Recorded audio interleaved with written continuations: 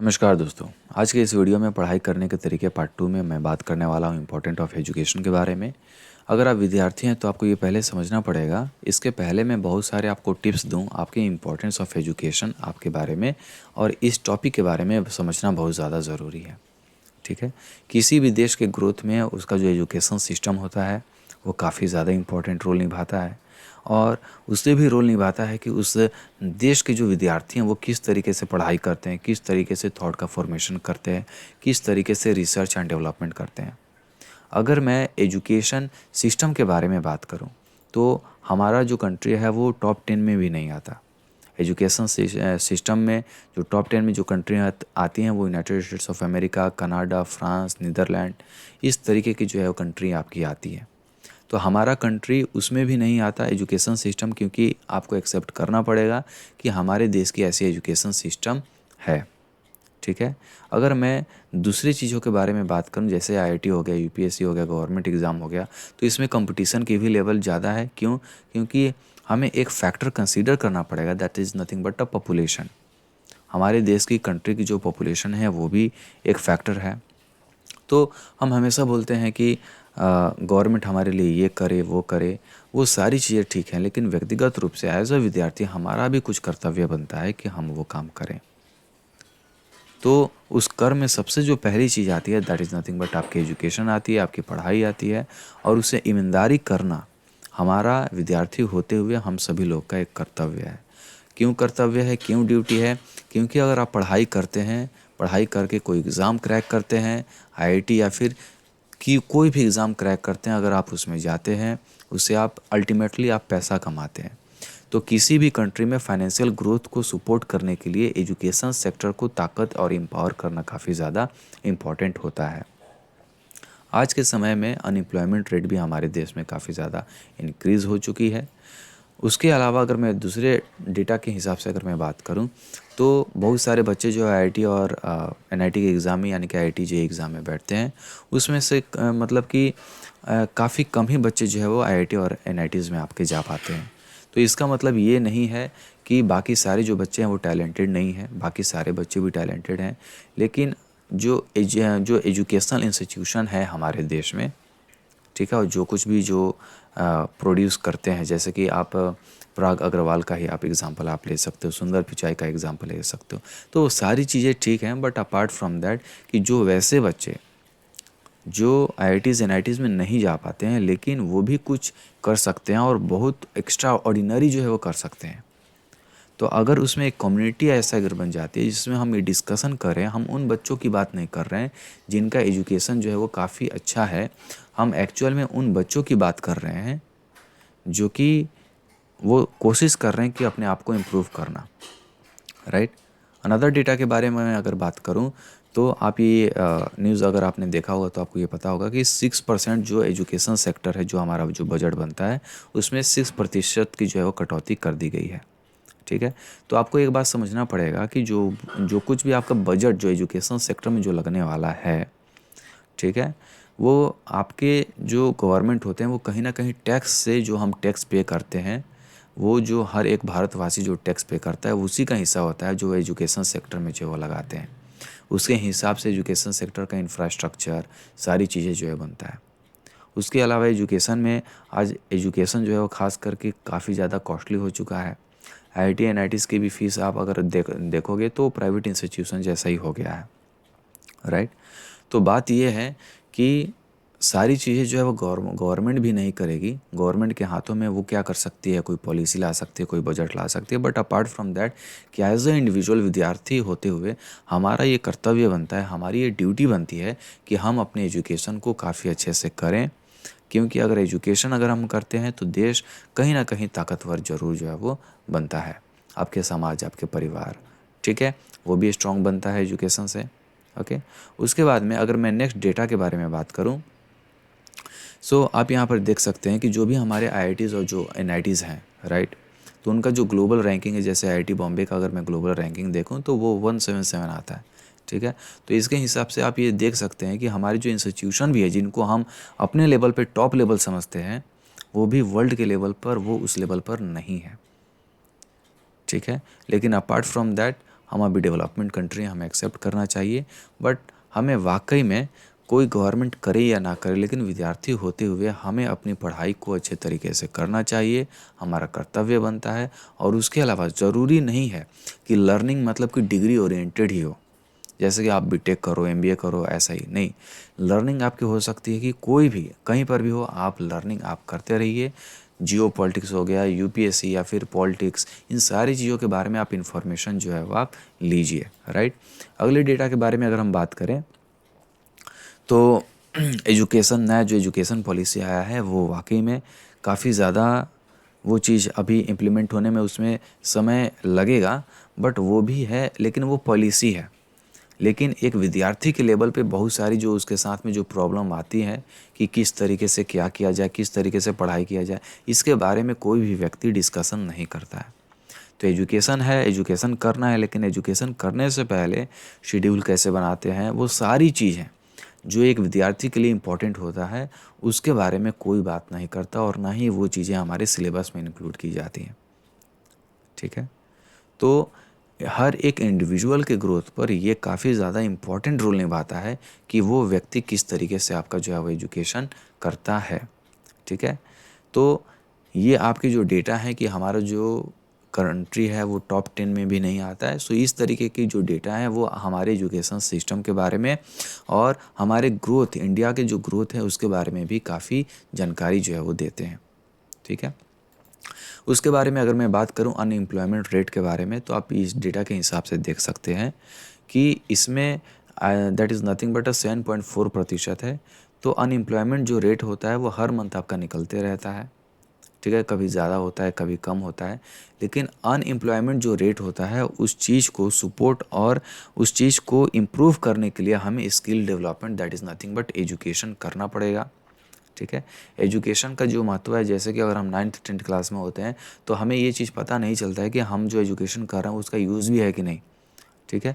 लेकिन कुछ समय बाद उसी एजुकेशन फील्ड में रहते रहते आपको कुछ समय बाद आपको समझ में आ जाता है कि नहीं, जो भी आप एजुकेशन कर रहे थे उसका कहीं ना कहीं आपका जो है वो योगदान था, ठीक है।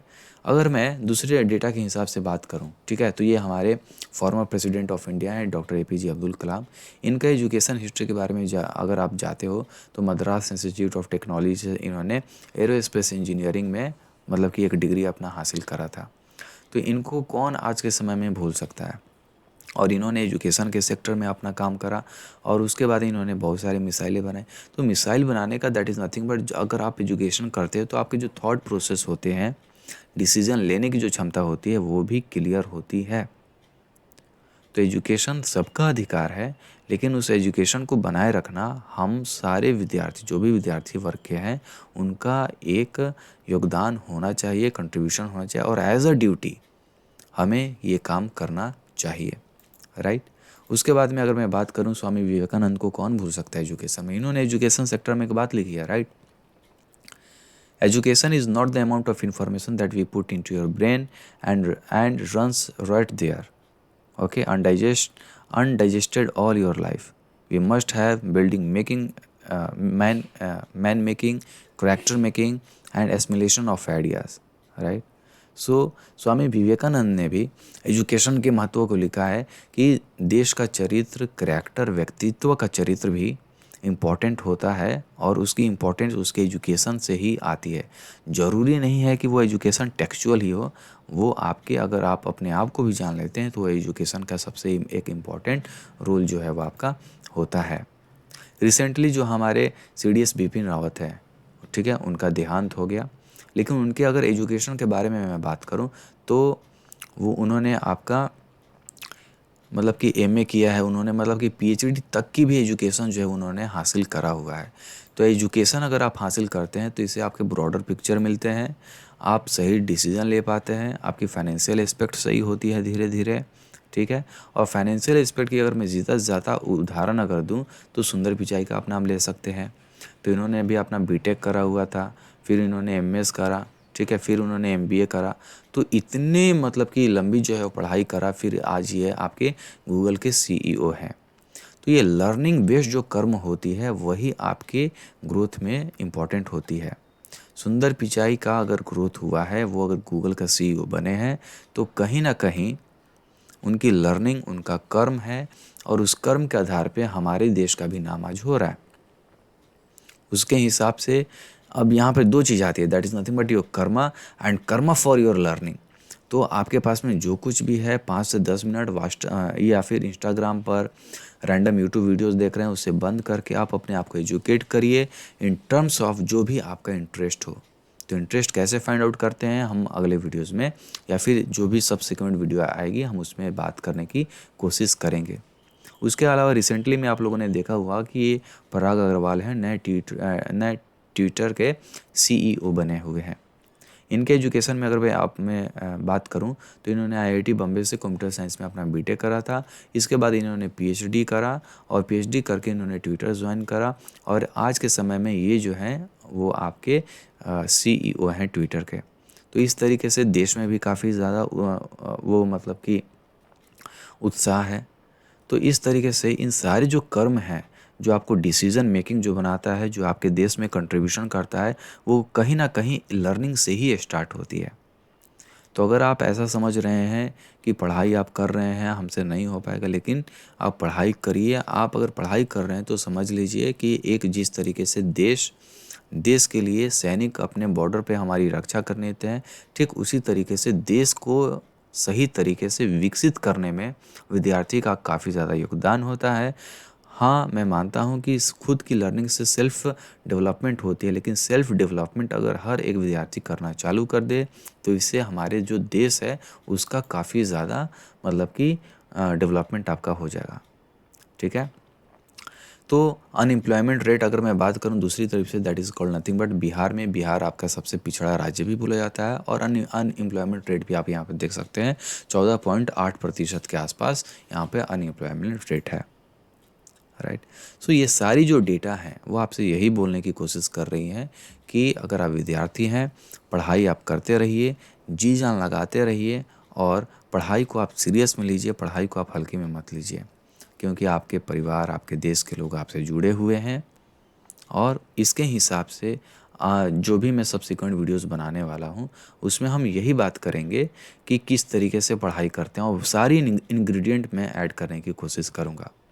डिस्क्रिप्शन में मैंने गूगल फॉर्म का लिंक दिया हुआ है, जा कर के आप उसे फिल करिए और अपना कर्तव्य निभाइए, अपनी ड्यूटी निभाइए। सुबह उठिए, पढ़ाई करिए, जी जान लगाइए। किसी भी चीज़ के गवर्नमेंट एग्ज़ाम की भी तैयारी कर रहे हैं, अपना 100% देना चालू कर दीजिए। ठीक है। क्योंकि जो कुछ भी, लेट सपोज अगर आप पढ़ाई करते हैं, आगे चल कर के आप पढ़ाई करते हैं, फाइनेंशियल एस्पेक्ट लाइफ में काफ़ी ज़्यादा इंपॉर्टेंट होता है, कुछ पैसे कमाते हैं, उस पैसे का कुछ हिस्सा टैक्स के रूप में गवर्नमेंट के पास में जाता है। गवर्नमेंट उसे आपके लिए ही खर्च करती है, इंफ्रास्ट्रक्चर बनाती है। क्योंकि आज के समय में अगर हमारे पास में एजुकेशनल इंस्टीट्यूट नहीं है तो गवर्नमेंट इसमें क्या कर दे, उनके पास में पैसा नहीं है। पैसा कहाँ से आता है? टैक्स जो हम देते हैं। टैक्स का ओरिजिनेट कहाँ से होते हैं? हमारे इंडिविजुअल इनकम से होती है। वो इनकम हम कहाँ से लेते हैं? वो हम कोई काम करते हैं, कोई प्रोडक्ट बनाते हैं, किसी को हम कोई सर्विस देते हैं, कोई सॉफ्टवेयर डेवलप करते हैं। ठीक है।